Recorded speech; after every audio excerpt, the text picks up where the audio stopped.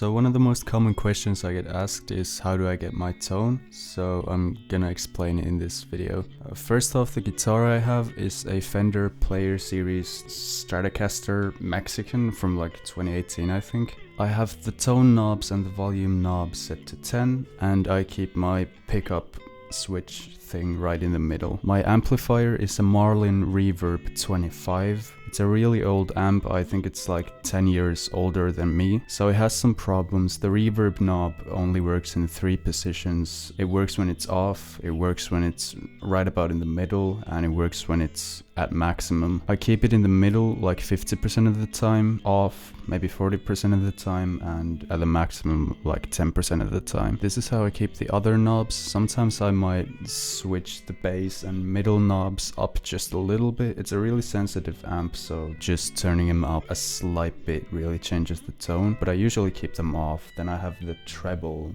like this pretty much always. Sometimes I might adjust the overdrive, but usually I like to keep it just clean. The way I record is with a microphone. This one is some Rode microphone from 2006, I can't remember the name of it. I've only actually had this for a very short time. I used to use a gaming USB microphone. I just put it in front of the amplifier like this. I would say rather keep it a little too far away than too close. And next comes the post-processing.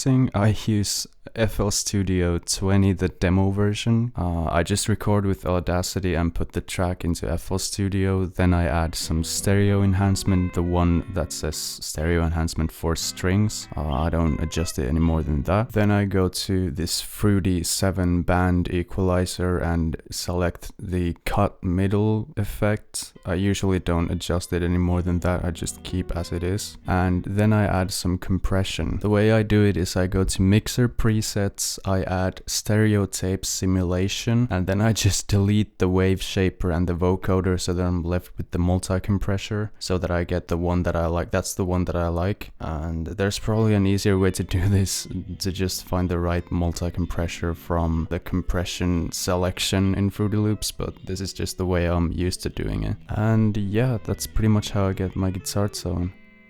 Thanks for watching, drop a like, subscribe, and I'll see you next time. Bye.